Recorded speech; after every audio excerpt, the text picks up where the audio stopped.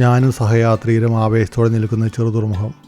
കുറേ വർഷങ്ങൾക്ക് മുമ്പ് കൈകളും കാലുകളും ചങ്ങലകളാൽ ബന്ധിക്കപ്പെട്ട് ജീവിതകാലം മുഴുവൻ ജയിലിലടയ്ക്കാൻ വിധിക്കപ്പെട്ട കുറേ ആളുകൾ വേദനയോടെ നിന്ന സ്ഥലമാണിത്.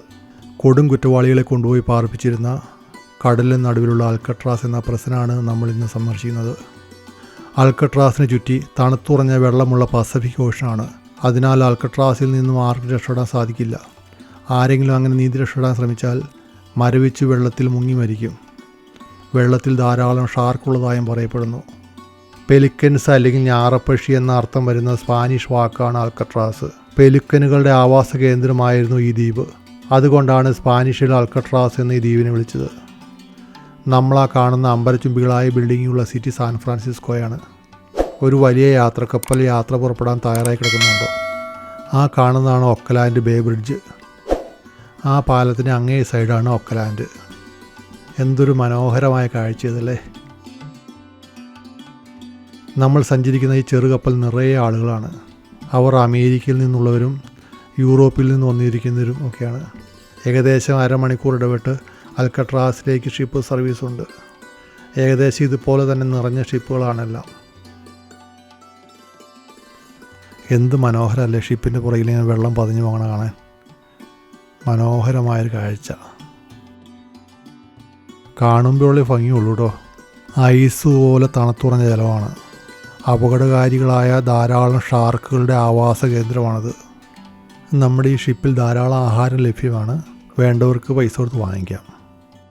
നമ്മളങ്ങനെ ധാരാളം ചരിത്ര പ്രാധാന്യമുള്ള അൽക്കട്രാസ് ജയിലിനോട് അടുത്തുകൊണ്ടിരിക്കുകയാണ്. അൽക്കട്രാസ് പ്രിസൻ്റെ മാക്സിമം കപ്പാസിറ്റി 336 പ്രിസണേഴ്സായിരുന്നു. എന്നാൽ ആവറേജ് പോപ്പുലേഷൻ 260 മുതൽ 275 വരെ ആയിരുന്നു. ഒരിക്കലും 336 എന്നുള്ള ആ നമ്പറിലേക്ക് എത്തിയിട്ടില്ല. ഈ ഐലൻഡ് പ്രിസൺ ആകുന്നതിന് മുമ്പ് 1850 ഈ ഐലൻഡിനെ സൈനികവൽക്കരിക്കാൻ ഒരു പ്രസിഡൻഷ്യൽ ഉത്തരവുണ്ടായി. കാരണം കാലിഫോർണിയയിൽ വലിയ തോതിൽ ഗോൾഡ് ഉള്ളതായി കണ്ടുപിടിക്കുകയും അത് സാൻ ഫ്രാൻസിസ്കോയുടെ വലിയ വളർച്ചയ്ക്ക് കാരണമാവുകയും ചെയ്തു. ഇത് സാൻ ഫ്രാൻസിസ്കോയുടെ ഉൾക്കടലുകളെ സംരക്ഷിക്കേണ്ട ആവശ്യമായി തീർന്നു. എന്തോരം ആളുകളെ ഇവിടെ നിൽക്കണമെന്ന് നോക്കി. ഈ ആളുകൾ മൊത്തം നമ്മൾ വന്ന കപ്പലിൽ തിരിച്ചു പോകാൻ നിൽക്കുന്നവരാണ്. ഇന്ത്യൻസ് ആർ വെൽക്കം എന്ന് എഴുതിയിട്ടുണ്ടോ? അത് നമ്മൾ ഉദ്ദേശിച്ചല്ല കേട്ടോ.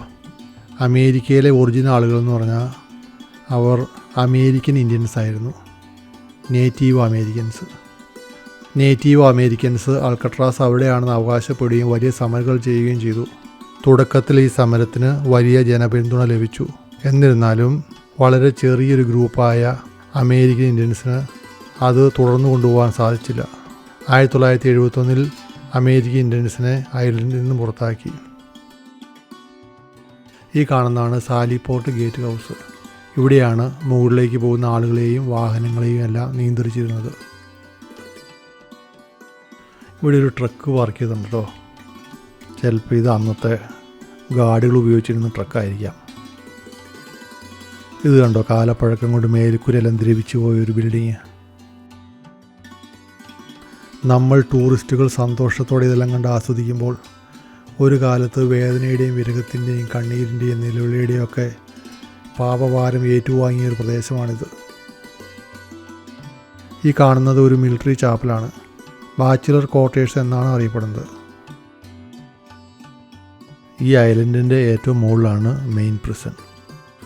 നമ്മളങ്ങനെ മെയിൻ പ്രിസണിലേക്ക് നടന്നുകൊണ്ടിരിക്കുകയാണ്. കണ്ട ഒത്തിരി ടൂറിസ്റ്റുകൾ ഇതെല്ലാം കണ്ട് മടങ്ങിപ്പോകുന്നത്. പുതിയൊരു അനുഭവവും പുതിയൊരു അറിവുമായിട്ടാണ് അവരെല്ലാം തിരിച്ചവർ വീട്ടിലേക്ക് പോകുന്നത്. ആ മുകളിൽ കാണുന്നതാണ് മെയിൻ പ്രിസൺ.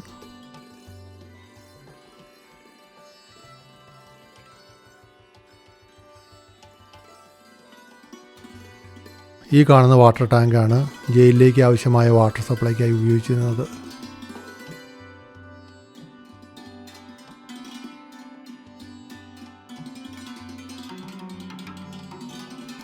ഈ കാണുന്നത് ഒരു മോർച്ചറിയാണ്. 1910 അമേരിക്കൻ ആർമിയാണ് ഇത് പണി കഴിച്ചത്. ഈ ജയിൽ കാലഘട്ടത്തിൽ ഒരു പ്രാവശ്യം മാത്രമാണ് ഈ മോർച്ചറി ഉപയോഗിച്ചത്. ഈ ഗ്ലാസ്സിൽ മൊത്തം അഴുക്ക് പിടിച്ചിട്ടേ അകത്തേക്കൊന്നും കാണാൻ പറ്റുന്നില്ല കേട്ടോ.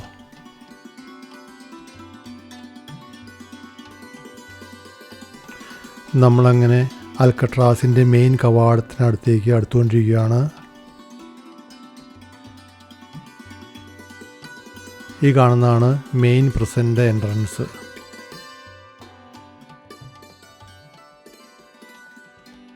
എത്രയോ മനുഷ്യർ കണ്ണുനീരോടെയും വേദനയോടെയും കയറിയൊരു വാതിലാണിത്.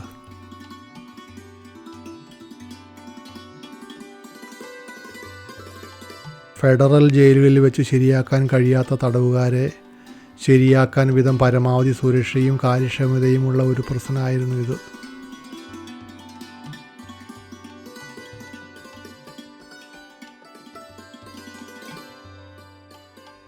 ഈ കാണുന്നതാണ് പ്രിസനേഴ്സിൻ്റെ കുളിമുറി. ആഴ്ചയിൽ 2 പ്രാവശ്യം പ്രിസനേഴ്സ് കുളിക്കണം, അതാണ് നിയമം. കിച്ചണിൽ വർക്ക് ചെയ്യുന്നവർ ആഴ്ചയിൽ 3 പ്രാവശ്യം കുളിക്കണം. ഈ മുറിയാണ് ലോണ്ട്രി സർവീസ് റൂം. ഈ മുറിയിലാണ് പ്രിസനേഴ്സ് അവരുടെ മുഷിഞ്ഞ വസ്ത്രങ്ങൾ കഴുകാൻ കൊടുത്തിരുന്നത്. ഇവിടുന്ന് കഴുകിയ വസ്ത്രങ്ങൾ അവർക്ക് കിട്ടുകയും ചെയ്യും. ഇത് കണ്ടോ, പ്രിസനേഴ്സിന് കൂട്ടത്തോടെ നിന്ന് കുളിക്കാൻ പാകത്തിന് ഷവറുകൾ ഫിറ്റ് ചെയ്ത് വെച്ചിരിക്കുന്നത്. ഇവിടെ ഓപ്പൺ കുളിമുറിയാണ്.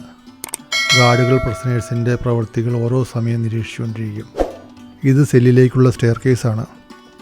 ആയിരക്കണക്കിന് ആളുകളുടെ കണ്ണുനീർ വീണ് കുതിർന്ന പടവുകളാണിത്. ദുഃഖത്തിൻ്റെയും വിരഹത്തിൻ്റെയും വേദനയുടെയും ആയിരം കഥകൾ പറയാനുണ്ട് ഈ പടവുകൾക്ക്.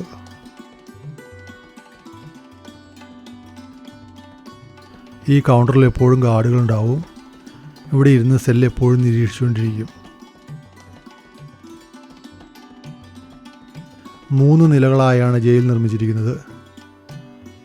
336 സെല്ലുകളാണ് ഇവിടെയുള്ളത്. ഓരോ സെല്ലിനും 5 ഫീറ്റ് വീതിയും 9 ഫീറ്റ് ഉയരവുമുണ്ട്. ഓരോ സെല്ലിലും ഒരു ബെഡ്, ഒരു സിങ്ക്, ഒരു ടോയ്ലറ്റ്, ചെറിയൊരു ഡെസ്ക്, പിന്നെ ചെറിയ 2 ഷെൽഫ്സ് പേഴ്സണൽ ഐറ്റംസ് വയ്ക്കാൻ വേണ്ടി. ഇത്രയും സാധനങ്ങളാണ് ഒരു സെല്ലിനകത്തുള്ളത്.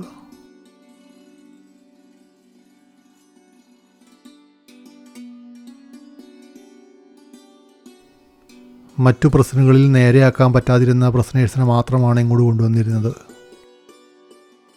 പ്രശസ്തരായ നിരവധി കുറ്റവാളികൾ ഇവിടെ ഉണ്ടായിരുന്നു. പക്ഷേ അവരാരും അറിയപ്പെടുന്ന ഗുണ്ടാ സംഘങ്ങളായിരുന്നില്ല. നേരെ മറിച്ച് മറ്റു ഫെഡറൽ പ്രശ്നങ്ങളിൽ നിയമങ്ങളും ചട്ടങ്ങളും പാലിക്കാൻ തയ്യാറാവാത്തവരാണവർ. അങ്ങനെയുള്ളവരെ അക്രമാസക്തരും അപകടകാരികളുമായി കണക്കാക്കി അൽക്കട്രാസ് ജയിലിലേക്ക് കൊണ്ടുവന്നു. പ്രിസനേഴ്സ് ഉപയോഗിച്ചിരുന്ന ബെഡാണിത്. കണ്ടോ ഈ കമ്പികൾ വളച്ചു വെച്ചിരിക്കുന്നത്? ഇത് ജയിൽ ഹൗസിലെ ബേസ്മെൻറ്റിലെ അടുക്കളയുടെ ജനൽ കമ്പികളാണ്. ഈ കമ്പികൾ വളച്ച് അടുക്കളയിൽ നിന്ന് 2 പേർ രക്ഷപ്പെട്ടു.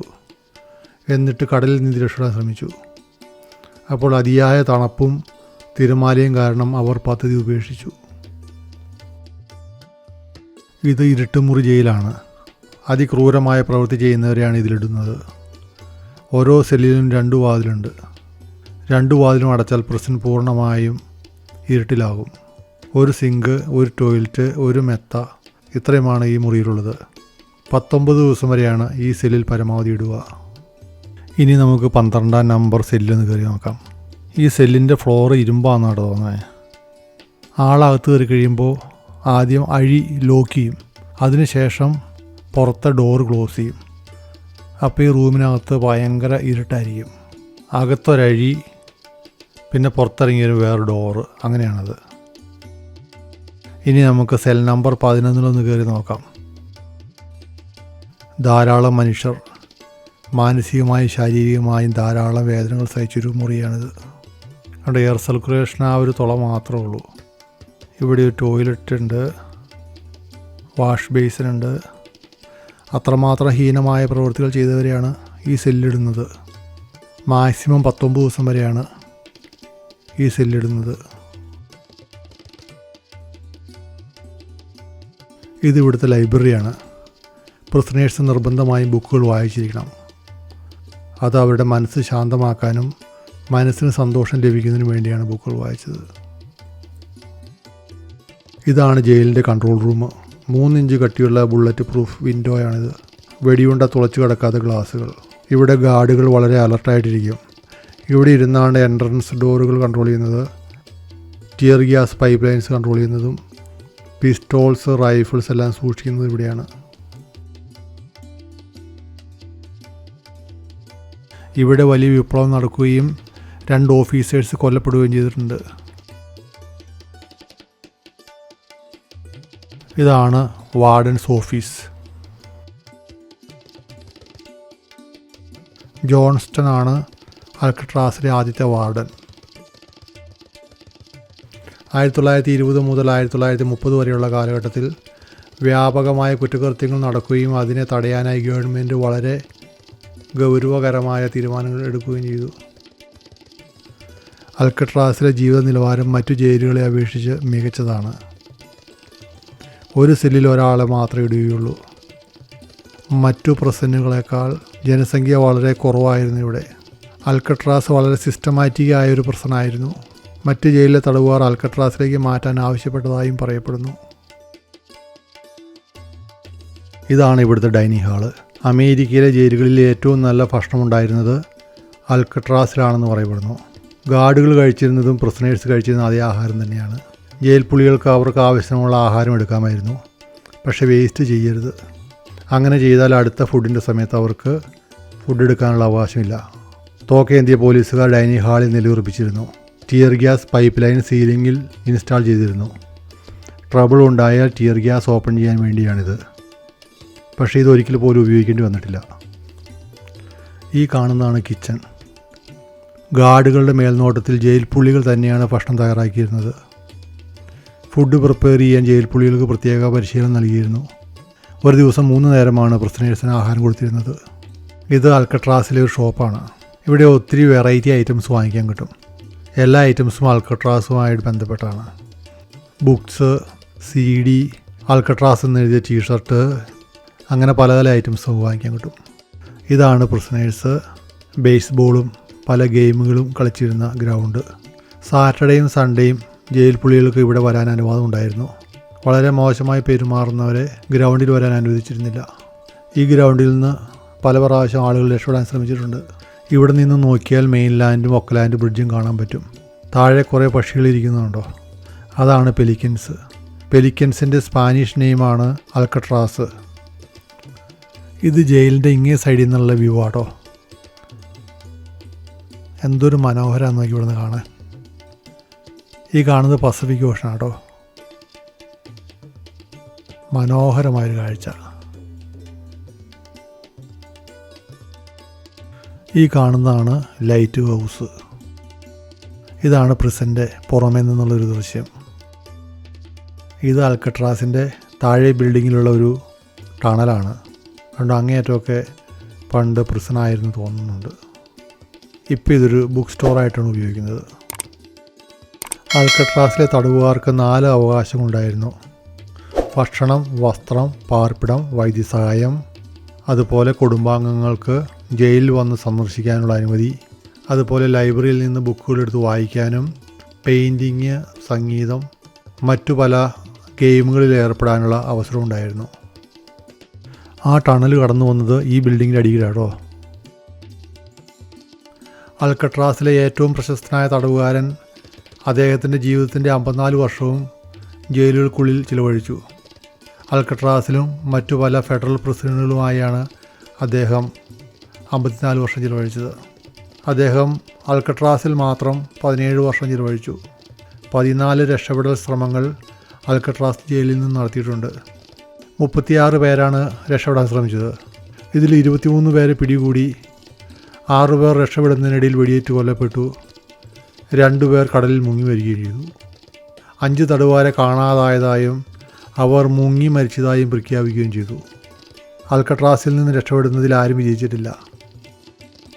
ഒരു ജയിൽ പുള്ളി ഇനിയൊരു ഭീഷണിയല്ലെന്നും നിയമങ്ങൾ പാലിക്കാൻ കഴിയുന്നവനാണെന്നും ജയിൽ ഉദ്യോഗസ്ഥർക്ക് തോന്നിയാൽ അൽക്കട്രാസിലെ ശിക്ഷ പൂർത്തിയാക്കി അയാളെ ഫെഡറൽ ജയിലിലേക്ക് കൊണ്ടുപോകും. ഇവിടുത്തെ കൊലക്കുറ്റത്തിൻ്റെ ശിക്ഷാ കാലാവധി ചെറിയ കാലാവധിയൊന്നുമല്ല. ചിലപ്പോൾ ഒരു ആയുസിൻ്റെ പകുതി കാലമൊക്കെ ജയിലിൽ കിടക്കേണ്ടി വരും. 1963 അൽക്കട്രാസ് ക്ലോസ് ചെയ്യാൻ കാരണം മറ്റു ഫെഡറൽ പ്രിസണുകളേക്കാൾ 3 ഇരട്ടിയായിരുന്നു അൽക്കട്രാസിൻ്റെ ചിലവ്. അൽക്കട്രാസിൽ ജയിൽ പണിയുന്നതിന് മുമ്പ് 1850കളുടെ തുടക്കത്തിൽ അൽക്കട്രാസ് ഐലൻഡിൻ്റെ മുകളിൽ ഒരു കോട്ട നിർമ്മിച്ച് അതിൽ അമേരിക്കൻ സൈന്യം 100-ലധികം പീരങ്കികൾ സ്ഥാപിക്കാൻ പദ്ധതിയിട്ടു. അൽക്കട്രാസിനെ വെസ്റ്റ് കോസ്റ്റിലെ ഏറ്റവും ശക്തമായ സൈനിക കേന്ദ്രമാക്കി മാറ്റി. കുറേ വർഷങ്ങൾക്ക് ശേഷം കാലിഫോർണിയയിലെ ഗോൾഡ് റഷിൻ്റെ സമയം അവസാനിക്കുകയും അൽക്കട്രാസ് ഐലൻഡിൻ്റെ സൈനിക പ്രതിരോധത്തിൻ്റെ ആവശ്യകത കുറയുകയും ചെയ്തു. പിന്നീടത് സൈനിക പ്രിസനായി ഉപയോഗിച്ചു. 100 വർഷത്തോളം ഈ ജയിൽ ഉപയോഗത്തിലായിരുന്നു. 1909 മുതൽ 1911 വരെയുള്ള കാലഘട്ടത്തിൽ അൽക്കട്രാസിലെ മിലിറ്ററി പ്രിസണേഴ്സിനെ കൊണ്ട് പുതിയ പ്രിസൺ പണിയിപ്പിച്ചു. അതാണിപ്പോൾ നമ്മൾ കാണുന്ന പ്രിസൺ. 1973 ഈ ദ്വീപ് പൊതുജനങ്ങൾക്കായി തുറന്നു കൊടുത്തു. പിന്നീടത് ജനങ്ങൾക്ക് ഏറ്റവും പ്രിയപ്പെട്ട ഒരു സന്ദർശക സ്ഥലമായി മാറി. 1 ദശലക്ഷത്തിലധികം സന്ദർശകർ ഓരോ വർഷവും ഈ ദ്വീപ് സന്ദർശിക്കുന്നു. ഇപ്പോൾ നമ്മൾ ടൂറിസ്റ്റുകൾ സന്തോഷത്തോടെ ഇതെല്ലാം കണ്ട് ആസ്വദിക്കുന്ന ഈ ഐലൻഡ് ഒരു കാലത്ത് വേദനയുടെയും ദുഃഖത്തിൻ്റെയും വിരഹത്തിൻ്റെയും കണ്ണീരിൻ്റെയും നിലവിളിയുടെയും പാപഭാരം ഏറ്റുവാങ്ങിയ ഒരു പ്രദേശമാണ്. ഇത്രയും നേരം എന്നോടൊപ്പം യാത്ര ചെയ്തതിന് നന്ദി. ഈ വീഡിയോ ഇഷ്ടമായെങ്കിൽ സബ്സ്ക്രൈബ് ചെയ്യുകയും ലൈക്ക് ചെയ്യുകയും ചെയ്യുക. നമുക്ക് അടുത്ത വീഡിയോയിൽ ഇനിയും കാണാം.